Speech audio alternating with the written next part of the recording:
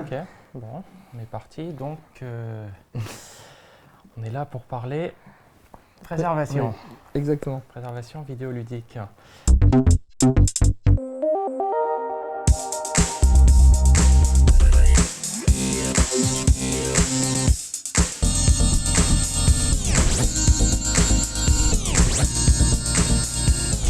Euh, Donc Joseph, tu fais quoi dans la préservation toi?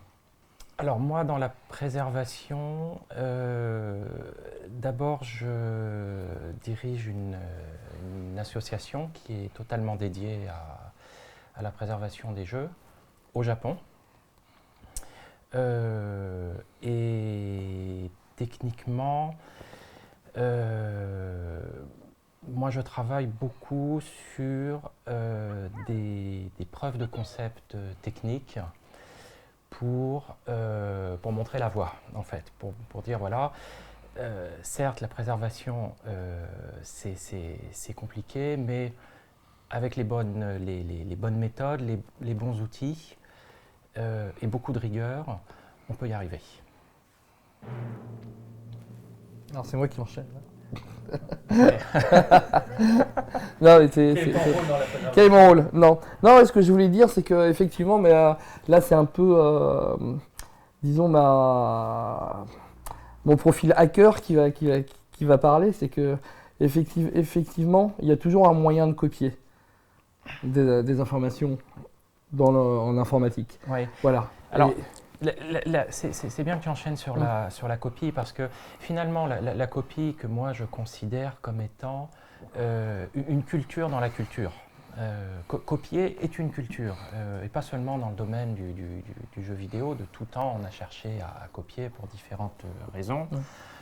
soit pour le défi technique, soit pour, je dirais, aller tout simplement à contre-courant, ou tout simplement parce qu'on n'a pas les moyens et qu'on a quand même envie de s'amuser. Mais ce qui est important en fait dans le jeu vidéo, c'est que et encore une fois, pas seulement dans le jeu vidéo, mais la copie est une forme de préservation sans qu'on s'en rende compte, sur le moment en tout cas. Mais l'héritage qu'on a aujourd'hui du rétro gaming, qui est important, qui est disponible parce que Internet c'est une grande archive dont chaque disque dur chez nous fait partie. Cette archive-là est l'héritage direct de la copie réalisée à l'époque en temps réel. Donc que ce soit pour les micros et les consoles. L'arcade, c'est arrivé par contre beaucoup plus tard parce que ça demandait des techniques un petit peu plus poussées et surtout Des moyens techniques. ouais, des moyens techniques. Et puis surtout, l'arcade, c'est pas quelque chose qu'on achète en boutique, c'est pas à la maison. Il y a de la copie dans l'arcade, mais ça reste là, par contre, de la. Copie industrielle. Oui, oui, c'est Ouais, industriel, ouais, ouais. c'est industriel. Donc là, pour le coup, c'est véritablement illicite. Ça l'a pas toujours été d'ailleurs, hein, selon les. Bref. Mais aujourd'hui, on a un héritage important, mais qui malheureusement, je dirais, même s'il est là, il a le mérite d'être là, qui nous permet de découvrir énormément de choses dans l'histoire du jeu, du rétro gaming. En même temps, malheureusement, c'est de la copie. C'est de la copie. Donc, est-ce qu'on peut raisonnablement, uniquement, se satisfaire de la copie? Donc, en fait, ce que je veux dire, c'est que la copie, c'est devenu la donne, c'est devenu la base.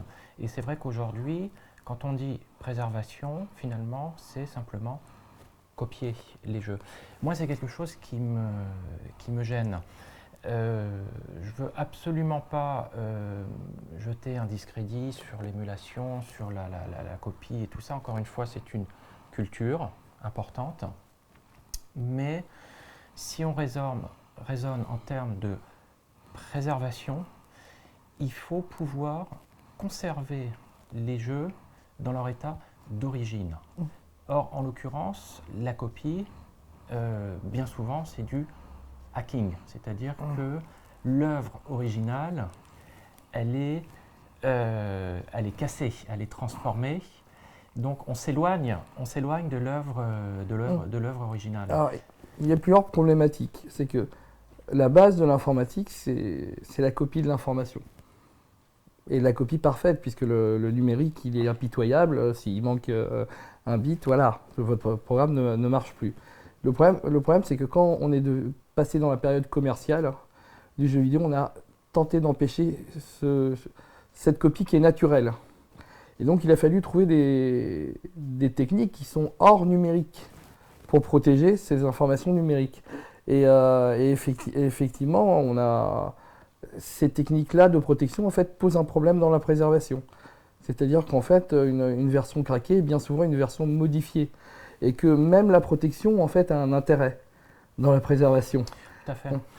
En plus, je veux dire, la copie et les protections sont arrivées très très vite. Avec les premières disquettes, les premières cassettes même, Apple II dans les années 70, tout de suite s'est posé le problème de protéger avec des méthodes analogiques les bandes magnétiques pour empêcher justement les utilisateurs de faire des copies octet par octet.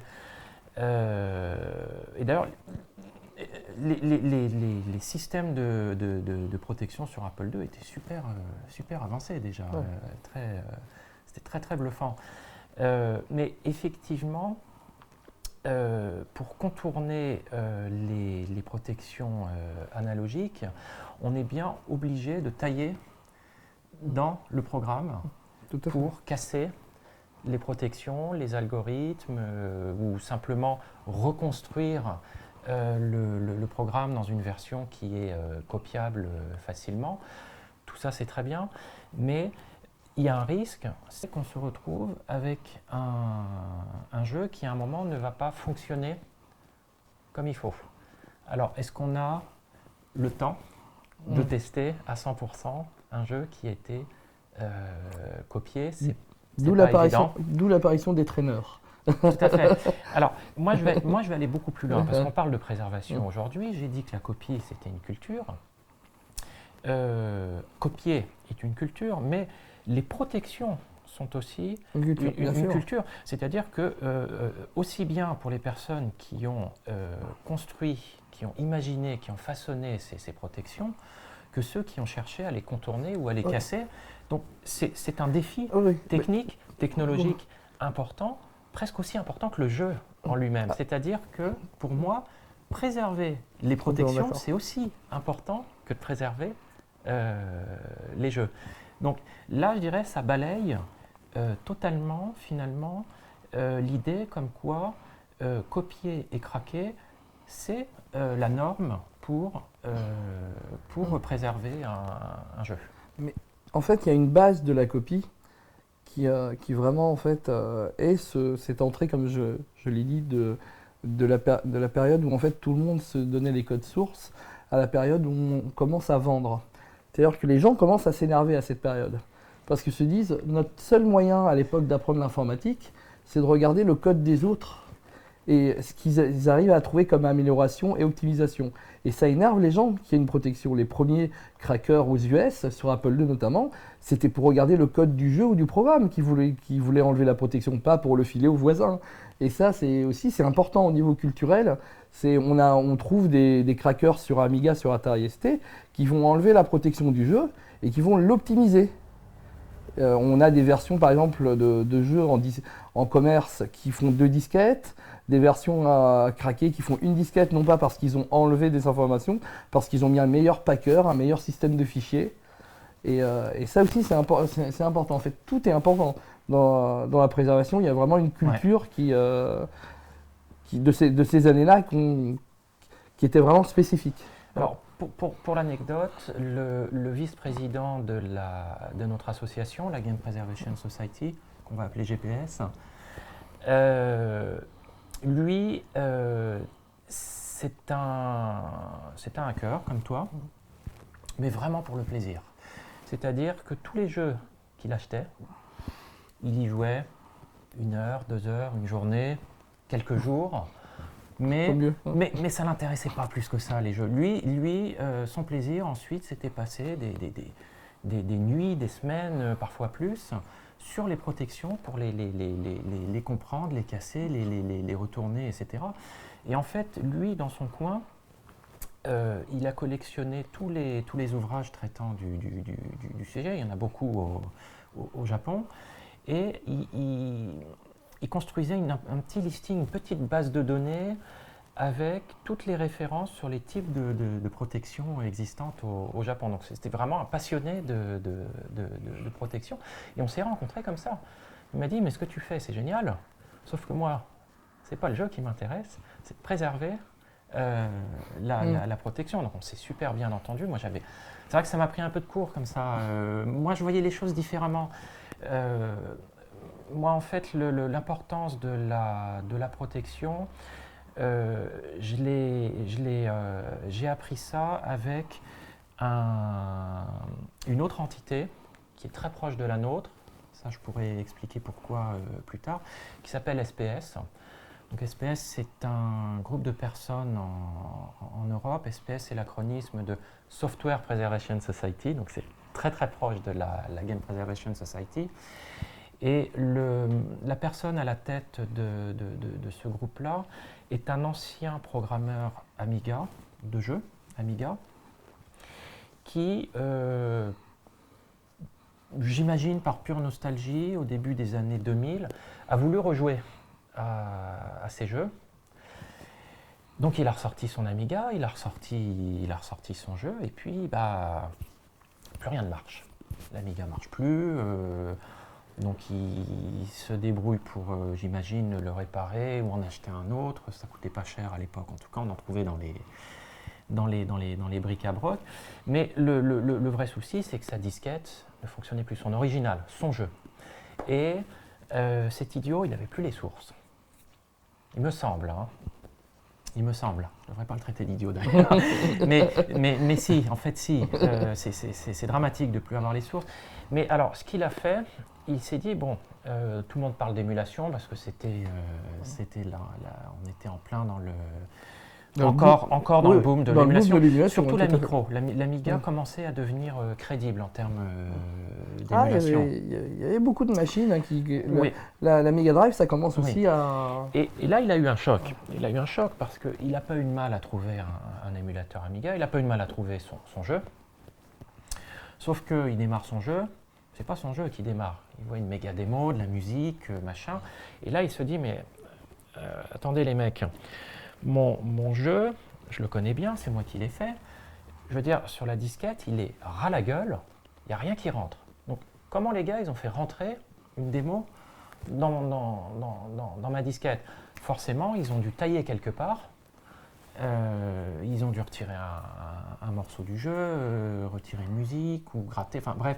Et de toute façon, lui, il dit, même si j'ai du respect pour la démo, elle est sympa, la musique, elle est cool, mais quelque part, moi, je considère que c'est un graffiti sur mon jeu. Moi, j'ai besoin de récupérer mon œuvre. Donc, il s'est posé un défi. Alors, c'est un ingénieur, un excellent ingénieur qui travaille pour une grande entreprise. Donc il a mis les moyens qu'il fallait. Il a mis au point un procédé totalement analogique pour faire une lecture de la disquette comme à l'époque on faisait un dump audio des cassettes data. Je résume, hein, je ne rentre pas dans les détails techniques. Et moi, j'ai eu vent en fait de ça parce que quand ils ont lancé SPS, ils se sont dit, voilà, nous, on n'a pas les moyens de racheter tous les jeux Amiga, les originaux. Donc, on va monter une espèce de communauté, on va demander à tout le monde de participer. Bon, donc, ils se sont fait connaître comme ça. Moi, je suis un amoureux de l'Amiga, je les ai aidés aussi sur le projet, mais moi, c'est leur technologie qui m'intéressait et je voulais l'appliquer au micro japonais. Donc, je dis ça, on est en 2006-2007. à peu près.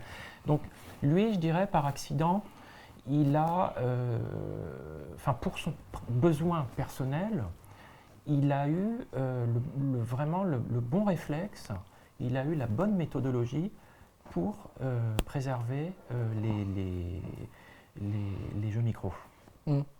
Parce qu'à l'époque, je me souviens encore, on cherchait si on avait les moyens de trouver des vieux duplicateurs qu'utilisaient les éditeurs pour dupliquer. Et c'était extrêmement dur à savoir. C'était le Graal. Extrêmement dur à trouver. Alors au Japon, c'était commercialisé. Tu connais certainement Einstein, par exemple. Donc c'était moi c'était vendu dans le commerce, ça valait une fortune. Ça valait une fortune. Et c'était le principe en fait, c'est qu'on branchait la carte dans un PC assez puissant, donc un PC 16 bits. On lui collait aux fesses un lecteur.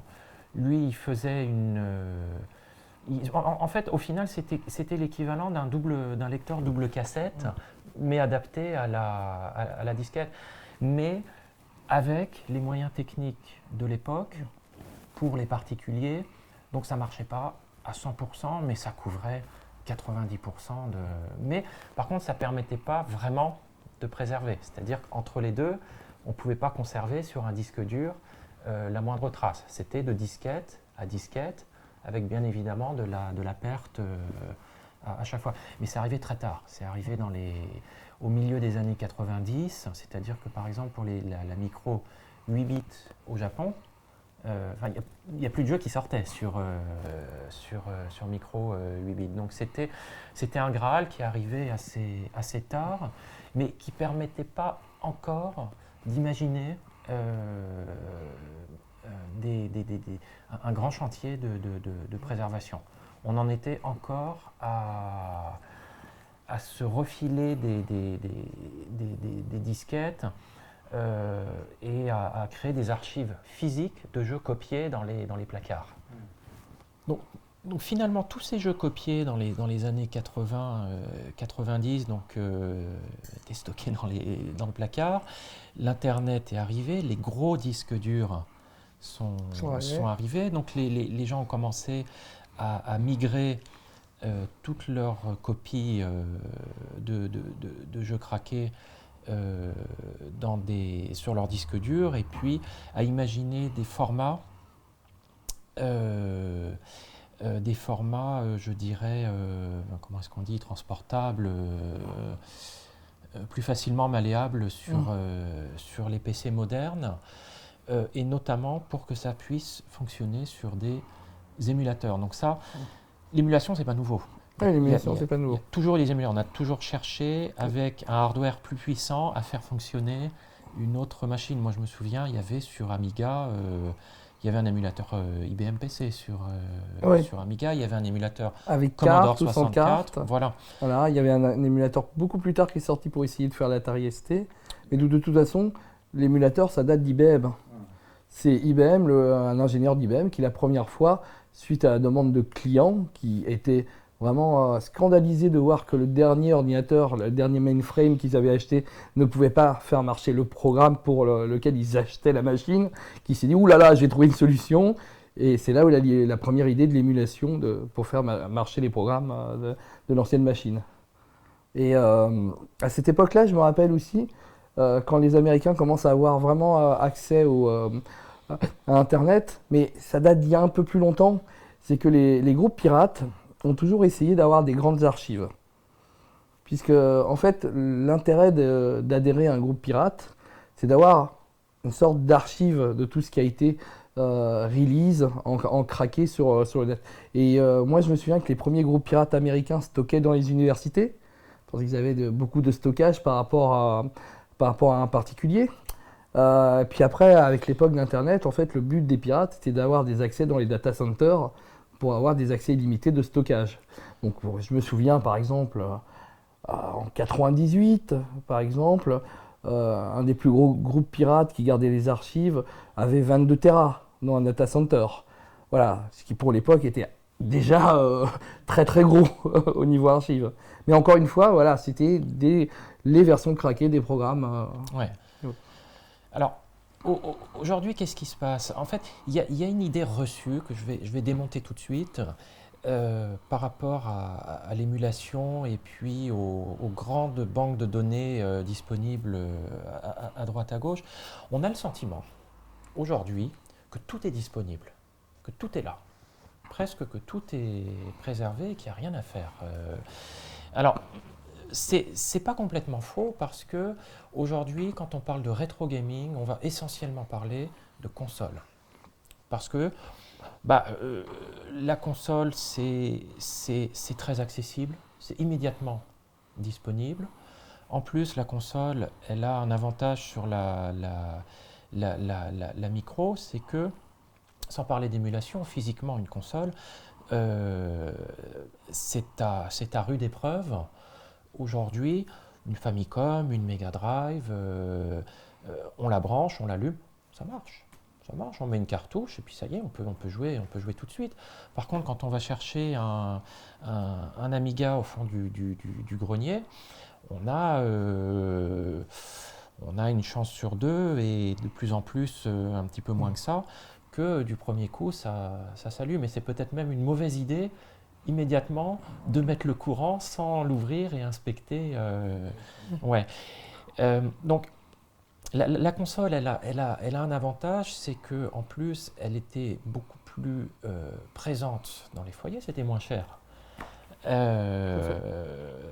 Et puis, bon, un micro, c'est triste, mais c'est vrai qu'un micro, il y a une obsolescence qui est parfois plus rapide. Puis c'est encombrant. C'est encombrant le jour où on se sépare de son Commodore 64 et de son Amiga. Je pense qu'on en a tous fait l'expérience. Surtout moi parce que je suis le dernier d'une famille nombreuse, donc j'ai pas le dernier mot. Mais quand on se sépare d'un micro, soit c'est vendu à bas prix parce que ça n'a plus aucune valeur. Les jeux qu'on a achetés très très cher, les originaux, n'ont plus aucune valeur. Donc c'est bazardé pour pas cher au mieux. Sinon c'est flanqué à la poubelle, tout simplement. Euh, une console, ça se garde, ça se refile. On a moins le cœur de mettre des cartouches. C'est plus difficile de mettre des cartouches à la poubelle que des disquettes ou des cassettes à la poubelle. Qu'est-ce que tu en penses? Moi, je pense que en fait, les consoles, elles ont profité de la génération d'avant des 8 bits des micros, où on était moins de joueurs. Et en fait, ces gens-là ont ouvert une voie et l'arcade. Et la déferlante en fait, console après a permis à beaucoup plus de joueurs d'essayer leurs premiers jeux vidéo. Et donc, effectivement, c'est comme en fait un cône, mais qui s'élargit de plus en plus. Le jeu vidéo au début, c'est vraiment des gros passionnés bidouilleurs qui jouent. Et puis après, voilà, ça débarque chez les enfants, ça devient plus grand public par la suite. Et donc forcément, les consoles, souvent, comme c'est la première machine qu'on touche, on découvre le jeu vidéo, les gens, ils sont super nostalgiques de leur console. Les micros, bon voilà, c'est plutôt les quarantenaires qui vont avoir cette vision en fait où les micros, avant que ça soit standardisé, qui est le Mac, le PC, qui soient les principaux micros comme aujourd'hui, on a des centaines, voire des milliers de modèles d'ordinateurs dans le monde. Et chacun avait sa petite personnalité, sa petite Logitech. Et on allait voir celui du voisin qui avait pas du tout le même look, les mêmes fonctions, le même langage. Et en fait, je pense oui, on avait vraiment une sorte de sentimentalisme par rapport au micro. Mais c'est vrai que les micros, de par la technologie qui changeait tous les 6 mois, à l'époque, il y a disons ça manque de stabilité. Il y a une forte évolution, c'est parti de partout. Alors que les consoles, c'était plus un produit standard grand public, Voilà. avec des campagnes de pub massives. Et c'est plus homogène, c'est-à-dire que surtout quand on regarde la Mega Drive, la PC Engine, toutes les boîtes sont au même format. Ça donne envie de collectionner. Ça donne envie de conserver. Et finalement, c'est quelque chose qui reste. C'est-à-dire qu'on trouve, il y a beaucoup de gens aujourd'hui qui rentrent dans le rétro gaming, qui n'ont pas connu la Mega Drive, la Neo Geo, bon, mais qui, voilà, il y a une espèce de hype autour de l'objet. et les gens veulent aligner les rangées de cartes, de cartouches. Bon, ce que je veux dire, c'est que rétro gaming aujourd'hui veut surtout dire console. Et de ce fait-là, la part des consoles dans l'émulation et dans la disponibilité des jeux consoles est très importante. Et en termes aussi de défis technologiques, la console, lire une cartouche, dumper comme on dit, une cartouche, Dumper, ouais. c'est à la portée de tout le monde. C'est pas compliqué. Et puis le travail a été fait 20 fois déjà à travers le monde. Donc bon, je dirais, on s'inquiète pas. On s'inquiète pas pour la console. Mais la réalité, là par contre, je vais avancer des chiffres par rapport à la production vidéoludique. Non seulement en termes de produits, mais en termes de créativité aussi. La part des consoles, alors je me cantonne à l'âge d'or hein, du jeu vidéo, donc c'est à partir de la limite fin des années 70, début des années 80, jusqu'au milieu des années 90. La console, ça représente grand maximum entre 25 et 30% de la production. Donc c'est pas tout. On a le sentiment que c'est tout et c'est pas tout. Après, on pourra me dire, oui, mais le micro, c'est pareil, il y a tout. Et là, non. Et là, non, malheureusement, le micro, de facto, aujourd'hui, pour beaucoup de machines, et je ne parle pas des machines phares comme l'Amiga, l'Atari ST, etc., on a une perte sèche de la production en termes de préservation qui est d'à peu près 30%. C'est beaucoup, c'est pas beaucoup, je ne sais pas, c'est moins que le cinéma, en tout cas. Mais c'est très dommage. C'est très dommage. Quand je dis 30%, ça veut dire que même aujourd'hui, avec beaucoup de moyens, ça va être très très difficile de retrouver ces jeux-là. Alors, il faut faire aussi une différence. C'est que les jeux consoles, dans la globalité, ce sont des jeux commerciaux qui ont été vendus en boutique avec un réseau de distribution bien précis. Encore une fois, un packaging homogène, un distributeur précis, des numéros de série, etc.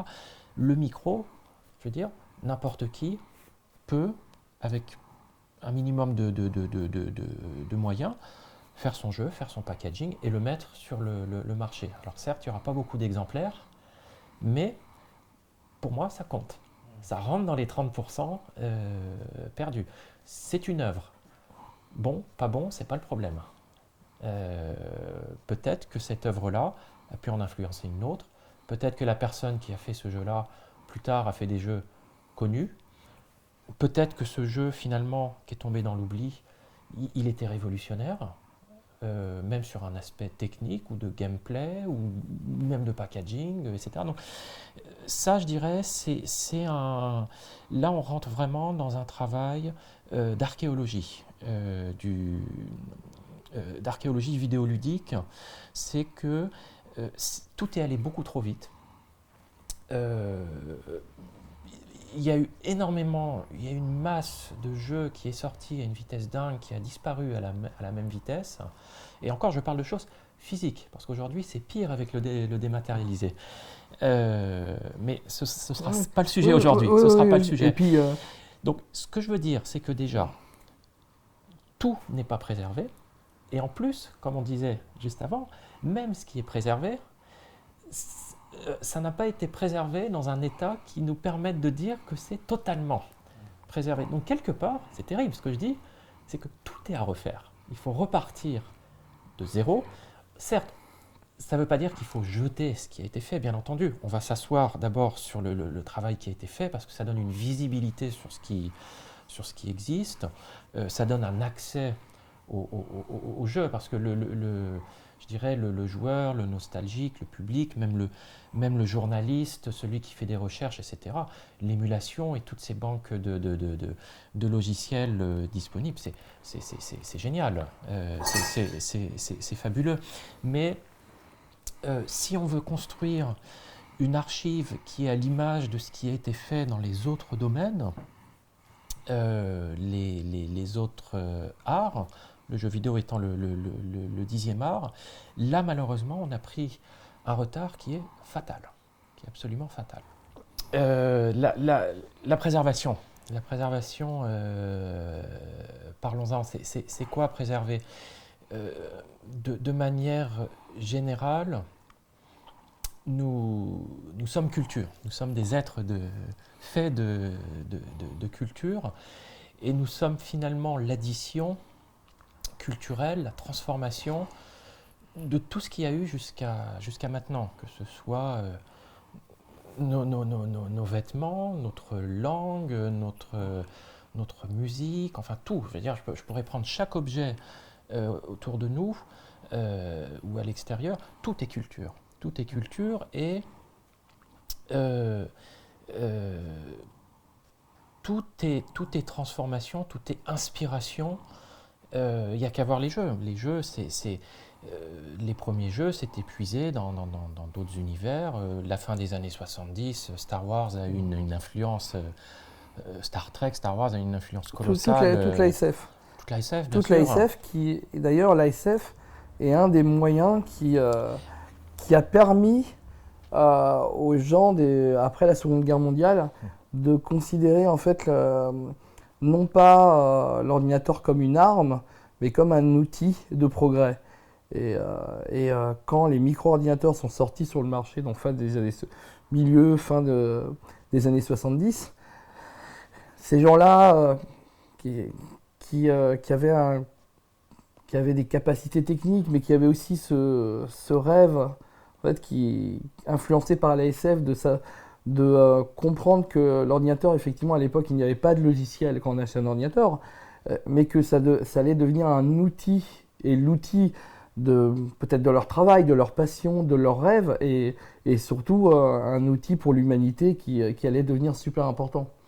Alors ça, les gens l'ont peut-être pas compris tout de suite.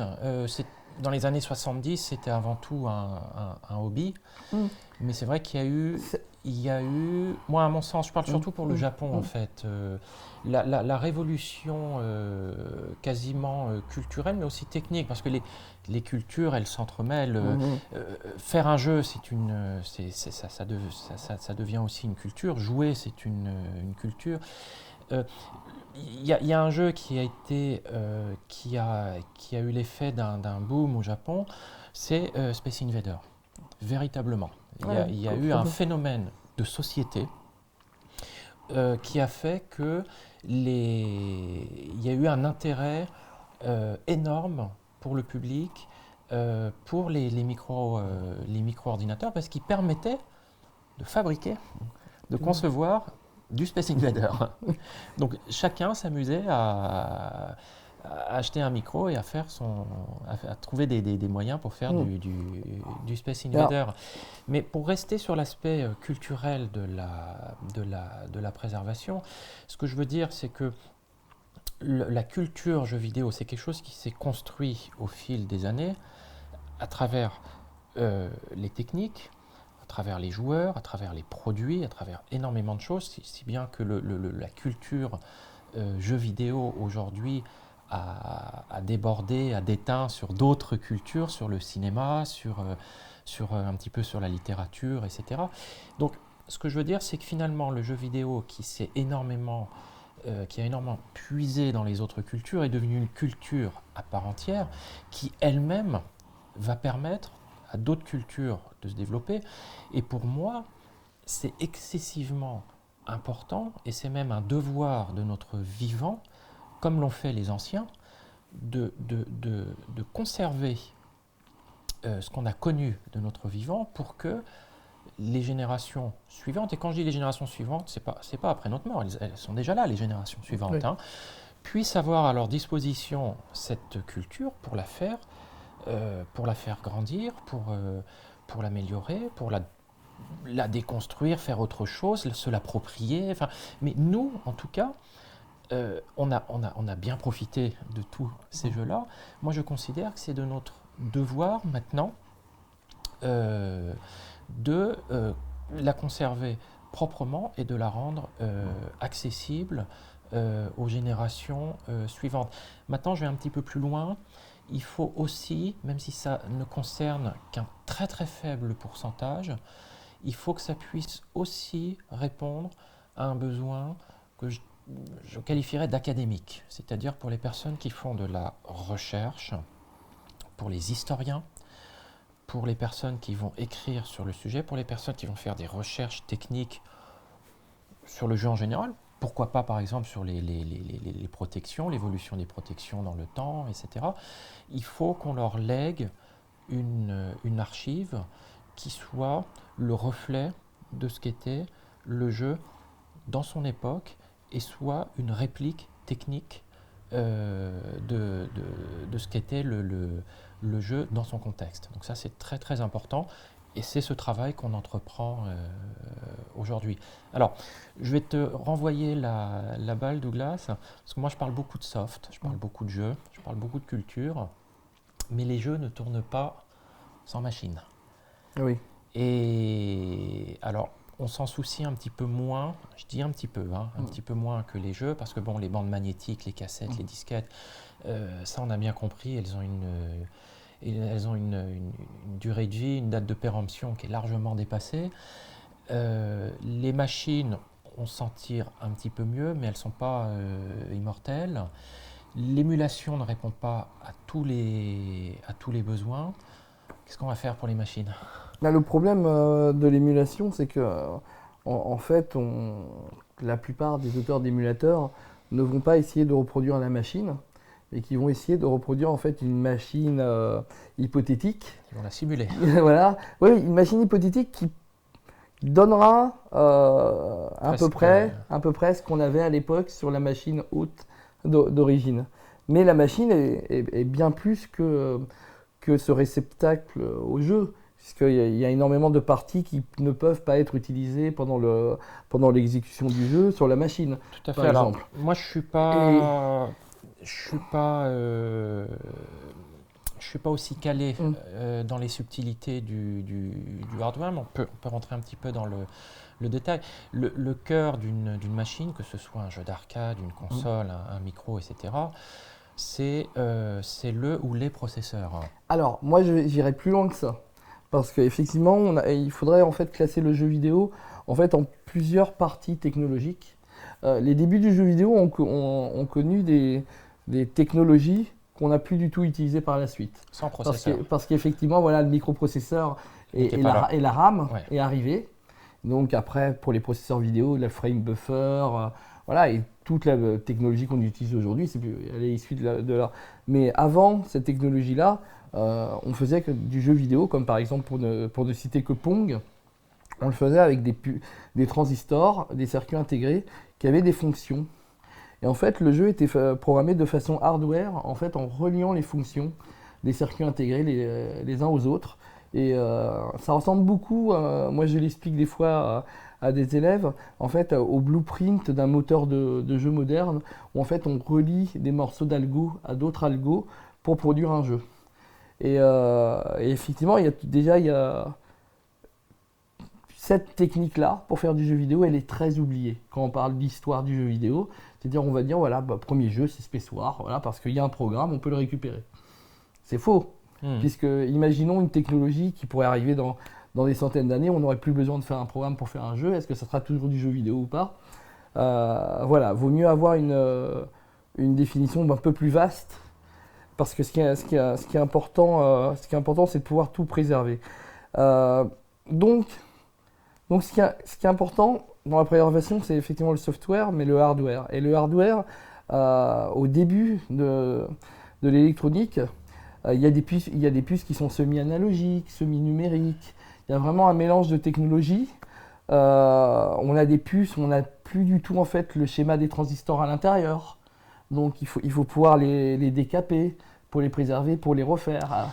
On a la technologie du FPGA qui essaye de réintégrer, reprogrammer à la volée une puce dans une puce plus moderne, reconfigurable. Mais justement, par exemple, on a des familles de processeurs. Je vais en prendre un, le plus célèbre, par exemple, le Z80, qui a été énormément utilisé dans les années 80 sur les différentes consoles et micros. On en retrouve aussi sur les jeux d'arcade. Il n'y a pas un Z80. Il y a des clones de Z80. il y a des Z80 avec un numéro de série différent. Ils sont tous différents finalement. Et, un processeur, c'est un travail d'ingénieur, c'est un travail d'architecte qui va dessiner Oui. le processeur, ça va être miniaturisé. Donc chaque processeur va avoir ces petites différences, ces erreurs d'ailleurs. Il y a des générations. Il y a des générations, les différences peuvent être très petites et ne pas empêcher en fait le bon déroulement du programme. On peut trouver des fois, en changeant un Z80 par un autre, une toute petite différence. Sur, et ça peut être. Il y a des instructions cachées. Alors ça, je voulais justement en parler. Sur les vieilles puces, par exemple, si on prend un 6510, un 6502, déjà il y a deux façons de le fabriquer. Hein. C'est pour ça que voilà, il y a le 65C02 avec la technologie CMOS et tout ça. Alors, tout ça, ça change effectivement la puce de sa configuration, mais il y a aussi le fait qu'à l'époque, l'industrie était tellement rapide, l'évolution était tellement rapide que des fois on n'avait pas le temps de finir une puce ou de la débugger complètement. Et donc on avait notamment ce qu'on appelle les instructions cachées, c'est-à-dire des instructions qui n'étaient pas documentées par la doc officielle du microprocesseur. Mais voilà, les joies de l'assembleur et du hasard permettent de les trouver. Ouais. Et certains programmes les utilisent. Donc alors ça, c'est une problématique parce que imaginez quelqu'un qui fait un clone d'un 6502 d'après la doc officielle. Bah, il ne va pas intégrer les instructions cachées. Mais alors, moi je voulais justement parler du problème entre processeur et émulation. Qu'est-ce qui se passe en fait? C'est que l'émulateur est bien souvent une sorte de simulateur. On essaye avec un soft, des algorithmes, de reproduire le même résultat théorique. Le même comportement. Le même comportement. Voilà. Le même comportement. Mais après, quand on va appliquer ça au jeu, il va y avoir des différences. Il y a un jeu qui ne va pas se lancer, il y a un truc qui ne va pas tourner à la même vitesse. Parce qu'une machine, c'est très complexe. Déjà, on n'avait pas à l'époque en fait des guidelines de développement, c'est-à-dire le développement académique où le constructeur va te dire il faut faire comme ça et si tu utilises une autre méthode, c'est faux, ça ne sera pas compatible, on ne pourra pas garantir la compatibilité. Ça, c'est très intéressant pour faire des gammes de machines. Mais on a aussi, et ça c'est très important parce que les Japonais au début se sont vraiment casser les dents dessus, on a les timings entre les différentes puces. C'est-à-dire qu'il y a des choses qui sont très liées à l'électronique. En tant que programmeur, on peut tâtonner. On fait 2-3 essais, on trouve ça marche. On ne sait pas pourquoi des fois, mais ça marche. On a trouvé le bon timing. Ça. Et on peut des fois faire des clones de machines, et à l'époque ça existait pas mal, des clones de machines, mais avec une puce qui faisait plus ou moins la même chose, mais qui n'était pas la même. Donc on n'avait pas exactement les mêmes timings. Et une machine, c'est plus que son microprocesseur. Si c'était vraiment que émuler le microprocesseur, là, ça serait facile. Aujourd'hui, on aurait pratiquement tout. Mais une machine, c'est plus complexe. Il y a vraiment toute une question de timing, de synchronisation, de ressources en fait, du bus, vraiment plein de petits détails qui sont très importants quand en fait, on remodélise une machine aujourd'hui. Puisque remodéliser par exemple un processeur sonore ou un microprocesseur pour le simuler, quand on a toutes les informations, effectivement, on peut y arriver.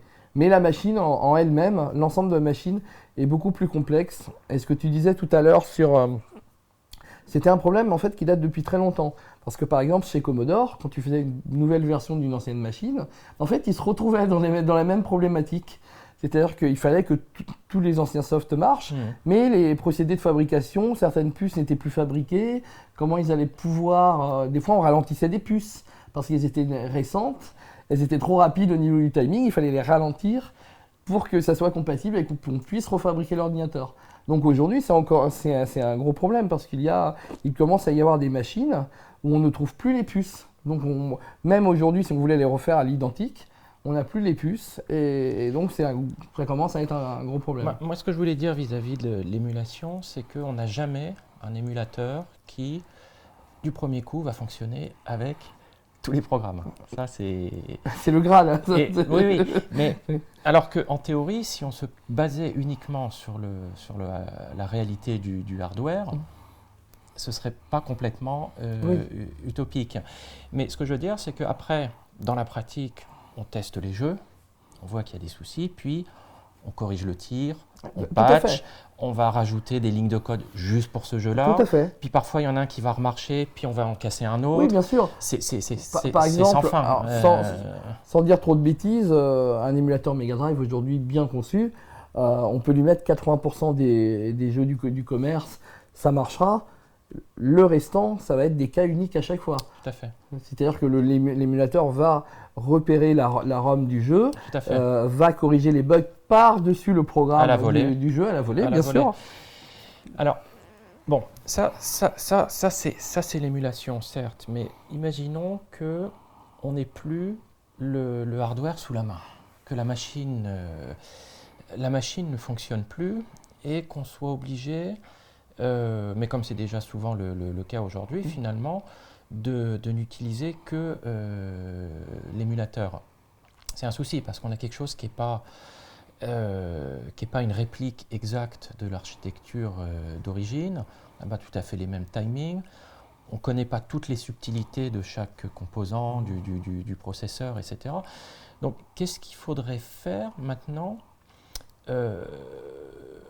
pour, quelque part, comme on le fait pour les jeux, conserver une trace des documents qui permettent de comprendre dans la globalité toutes les subtilités du hardware, ne serait-ce que pour continuer à faire évoluer le travail sur l'émulation qui me paraît nécessaire.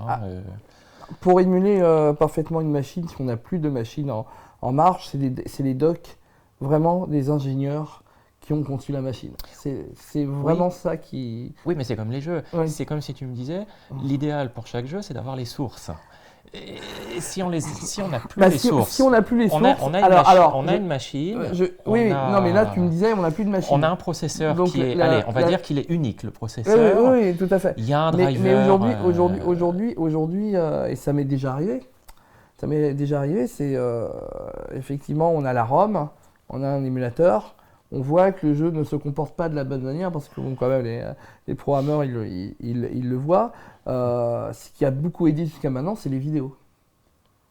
C'est les vidéos des jeux qui ont permis de... Alors, tout à fait. Ça, je comprends bien. Mais je vais être beaucoup plus explicite. Quel serait, d'après toi, le Graal en termes de préservation pour un composant électronique ? Qu'est-ce qu'il faudrait faire pour que, je te dis voilà, là j'ai un processeur dans la main, qui ne marche plus. Ce composant-là, je te le dis, dans un an, il s'autodétruit. Qu'est-ce qu'il faut faire pour, même si c'est dans 20 ans, dans 30 ans ou dans 100 ans, avec les technologies qui seront disponibles, qu'est-ce qu'il faudra qu'on documente, qu'est-ce qu'il faudra qu'on conserve pour être capable de recréer cette technologie à l'identique, comme maintenant on est capable de le faire en tout cas pour les disquettes avec nous la technologie qu'on utilise. Alors déjà il faut avoir un bon labo dans l'électronique. Donc c'est possible. Oui, ce que tu es en train de dire, c'est possible. Donc c'est la bonne nouvelle. Avec des analyseurs qui permettent d'analyser les timings, effectivement les timings internes de la puce. En fait, on la connecte à un sorte de super gros ordinateur qui va analyser on l'interroge, voilà, chaque patte en utilisation ou non. Et après, on décape la puce pour vraiment, au niveau microscopique, voir tous les transistors. Ça, c'est ce qu'on commence à voir de plus en plus aujourd'hui, effectivement.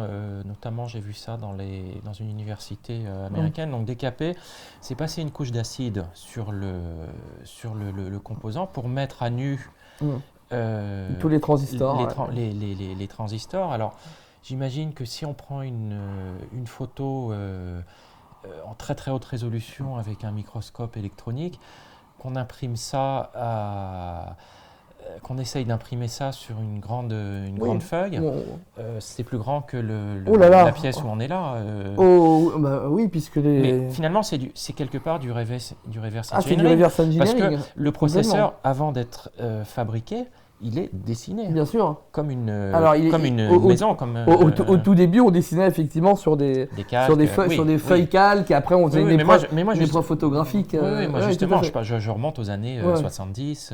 Oui, même avant, hein, Oui, parce oui. que le circuit intégré c'est 58. Oui, Et ce que font les inventeurs du circuit intégré en 58, c'est qu'il y a des dizaines de transistors dans un circuit intégré.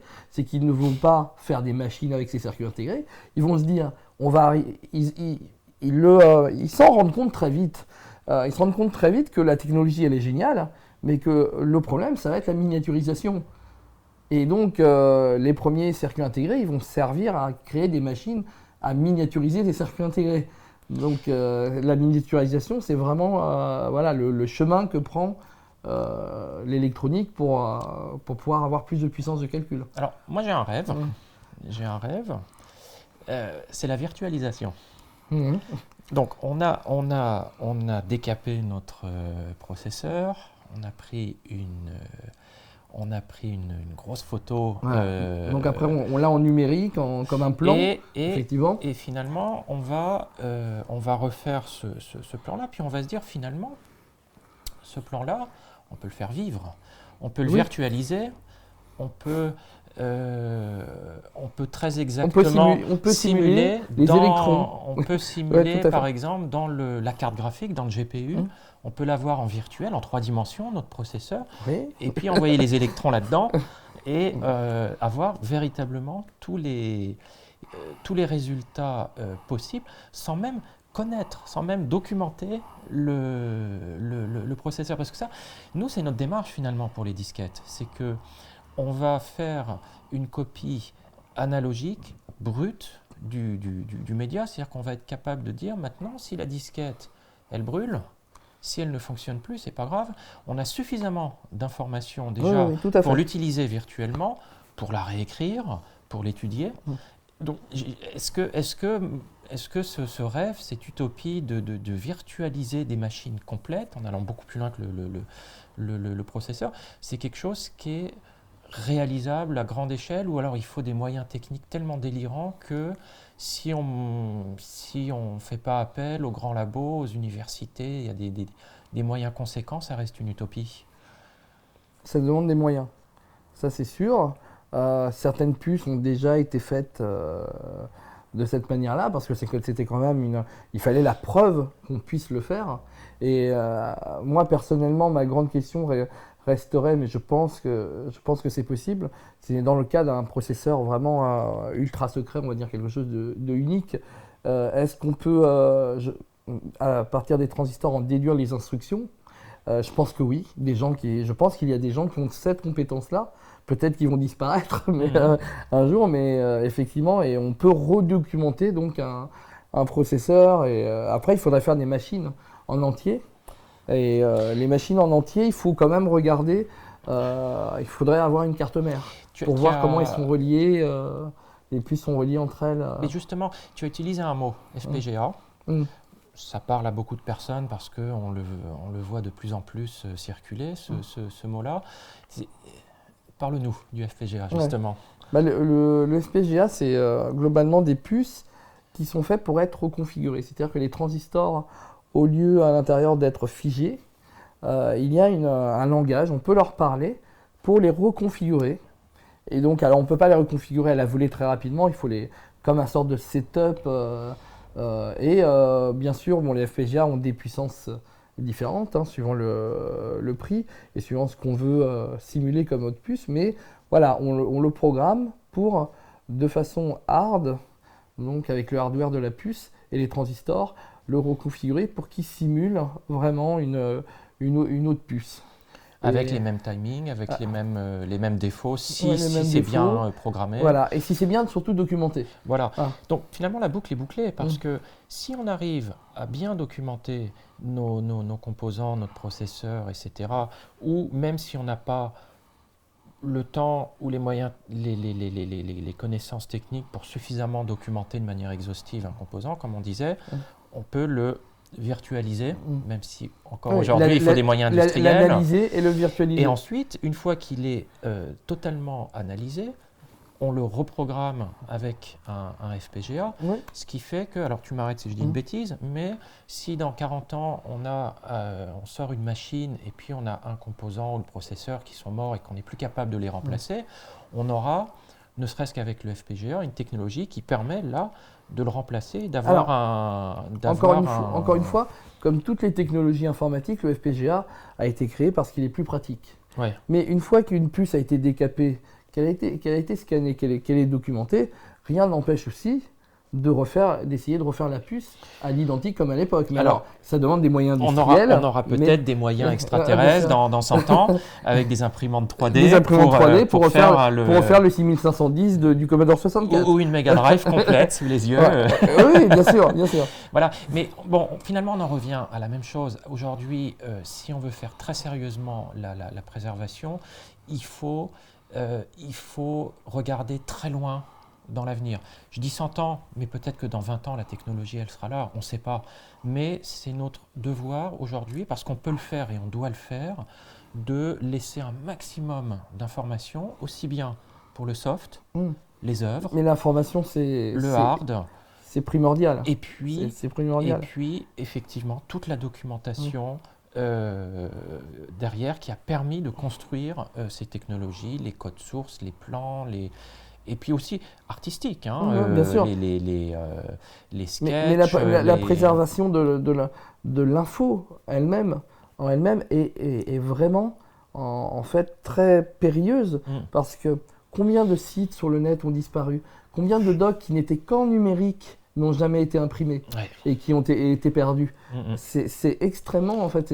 Je parlais de 30% de jeux perdus, mais si on élargit le scope à toute la création, c'est effrayant. Je pense qu'on a perdu 80% de la masse d'informations qui était disponible en temps réel. Elle n'était pas toute peut-être pertinente, mais on l'a perdue quand même. Ouais. Voilà.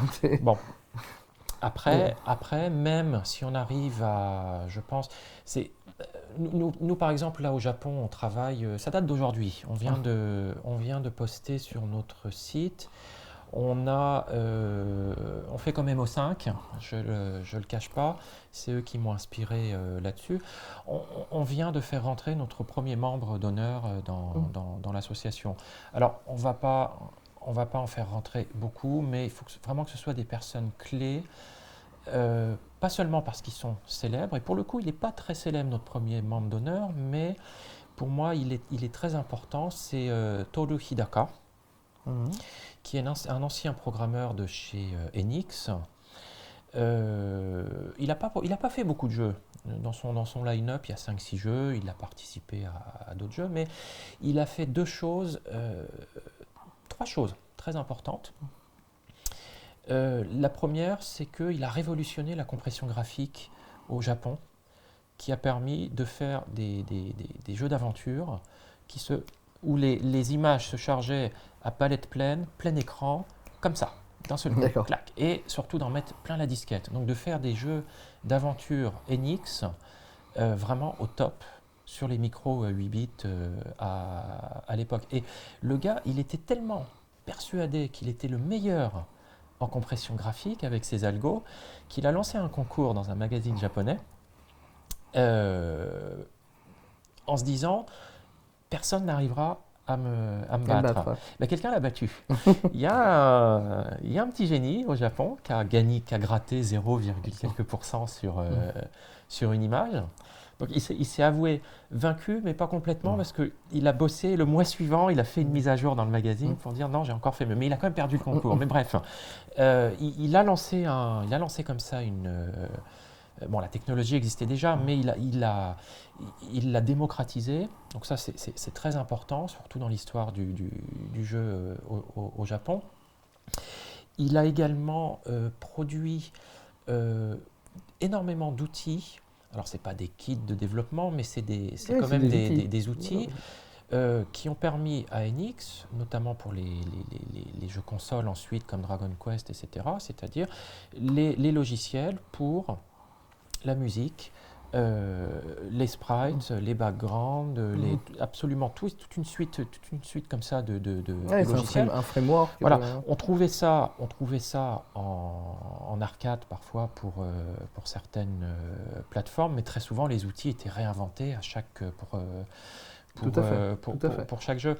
Bon, ça semble aberrant, mais quand la Famicom est sortie au Japon, la NES, la console Nintendo n'offrait pas de kit de développement. Ah, mais oui, C'était bien à sûr. chacun de se, Bien sûr, bien sûr. de se débrouiller. Et Enix a eu un avantage énorme avec bien sûr. ces outils-là.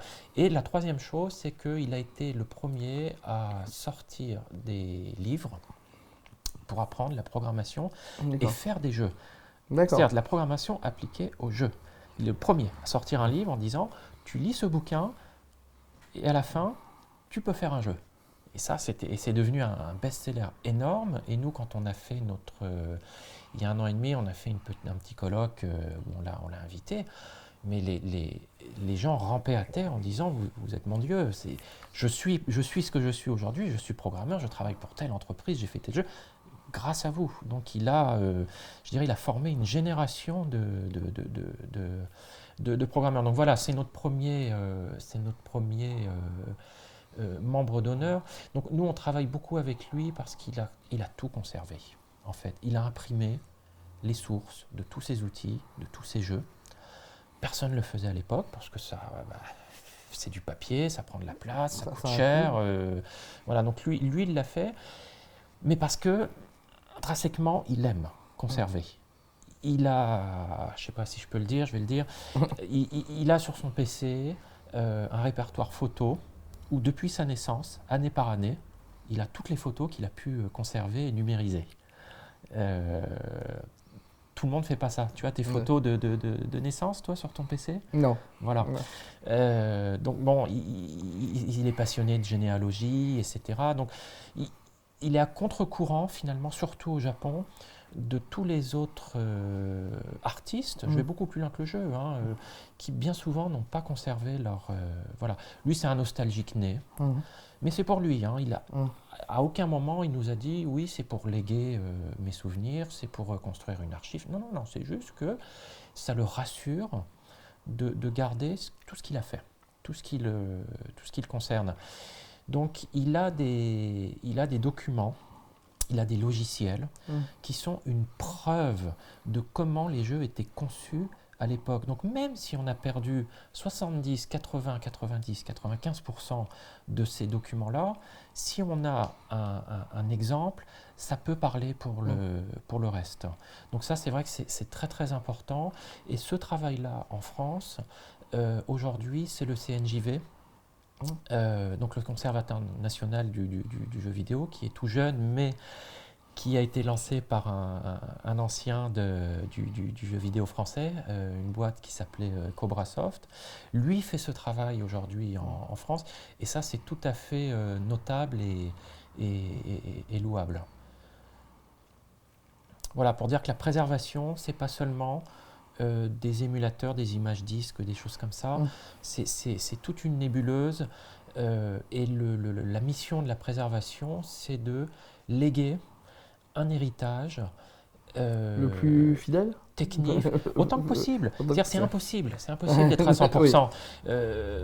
Oui, quand on fait de la console, oui, celui qui dit, moi, sur mon disque dur, j'ai tous les jeux Mega Drive, j'ai 100%, j'ai la totale, j'ai le set complet, etc. Ça, c'est des choses qui sont accessibles, mais un jeu, c'est pas seulement un dump. L'essence même du jeu en tant qu'œuvre artistique, c'est un total, c'est une addition de beaucoup de choses. Donc il y a le programme, certes, mais le programme source aussi, annoté avec les annotations du programmeur. Ça, c'est la base, c'est ça le vrai travail. Il y a tout le travail du marketing, du packaging, l'image que le publisher a voulu donner du jeu. Et je vais aller beaucoup plus loin. Le joueur, ensuite, derrière, ajoute une nouvelle culture qui est jouer. Parce que qu'est-ce que c'est le jeu si on n'y joue pas? Et c'est notre membre d'honneur qui nous l'a fait justement remarquer, qui nous a dit « Mais je ne comprends pas votre travail. » Il dit « vous préservez les disquettes, même à la limite vous gardez mes listings, mes machins, mais je veux dire, tant qu'on n'a pas allumé la machine et qu'il n'y a pas quelqu'un aux commandes, pour moi, tout ce que vous faites, c'est complètement inutile. Bon, il va un petit peu loin dans la démarche, mais c'est vrai ce qu'il dit. C'est presque même philosophique. Non, c'est que non, mais le complètement. jeu, c'est quoi? C'est pas... Non, mais complètement. Le jeu, il existe quand Il quand existe, l'être il existe humain, en quand fait. quand on y joue, quand il y a une interaction. Bah, quand il démarre, hein, puisque le programme, il est statique. La machine, Voilà. elle ne Et- fait qu'attendre et- l'être humain, quoi. Et après, il y a la vérité historique. Comment jouait-on à ce jeu-là? Qu'est-ce que les personnes avaient en tête? Pourquoi elles voulaient acheter ce jeu? Pourquoi ce jeu-là et pas un autre? Même si le marketing, il influence, chacun avait ses rêves, il y avait la réalité économique, il y avait la société dans laquelle on était à l'époque. Et puis en plus, c'est différent d'une culture à l'autre, d'un pays à l'autre. Un Zelda au Japon n'est pas un Zelda aux États-Unis. Et même en France. Zelda, c'est waouh, c'est comment dire, l'œuvre majeure du rétro gaming des années 80. Pas au Japon. Pas au Japon. C'est un jeu sympa au Japon, mais ça n'a pas la portée culturelle que ça a en Occident et notamment aux États-Unis. Donc, tout ça, dans l'addition de tout ça, fait l'essence de l'œuvre dans un contexte culturel. Encore une fois, l'essence du Zelda américain n'est pas l'essence du Zelda japonais. Et c'est pour ça que chaque pays doit absolument conserver l'empreinte historique, véridique, laissée par le jeu vidéo localement. Donc GPS pour le Japon, très bien, mais il faut dupliquer cette initiative dans tous les pays. Je suis d'accord. C'est ce que tu voulais que je dise. Voilà. So many beats. So many beats.